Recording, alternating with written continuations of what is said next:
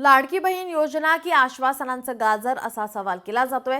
लाडकी बहीण योजनेवरून आरोप प्रत्यारोपांच्या फैरी पाहायला मिळतात। निवडणुकीचा जुमला म्हणून लाडकी बहीण योजना होती असा आरोप अंबादास दानवे यांनी केलाय। लाडकी बहीण योजनेमुळे सरकारी तिजोरीवर ताण पडलाय अशी कबुली मंत्री दत्तात्रय भरणे यांनी दिली आहे। निवडून आल्यानंतर लाडक्या बहिणीची अडचण झाली असं म्हणत खासदार सुप्रिया सुळे यांनी मंत्री दत्तात्रय भरणेंवर टीका केली आहे।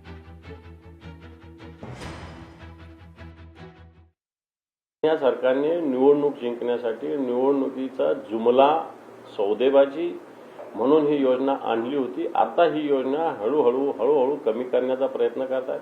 1500 चे 2100चं वचन दिले, बजेटमध्ये आलं का?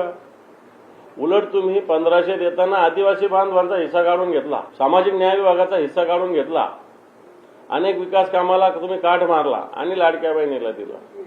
सामाजिक न्याय पण महत्वाचा आहे ना, समाजाला न्याय देणं महत्वाचं आहे। आदिवासी बांधवांना निधी पोहोचणं महत्वाचं आहे, परंतु तो निधी तुम्ही काढून याचा तोंडातून काढून त्याच्या दुसऱ्याच्या तोंडात काढला।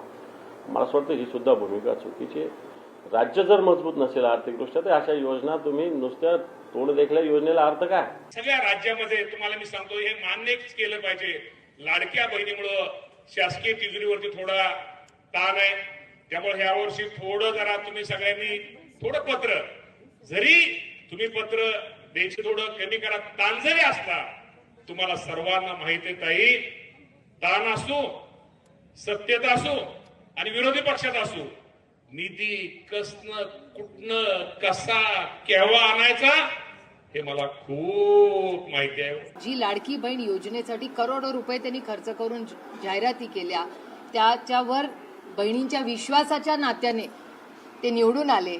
आज त्याच बहिणींवर आज ते आरोप करतात की त्या योजनेमुळे आम्हाला आज अडचणी होत आहे। म्हणजे आज बहिणींवर हा आरोप केलाय।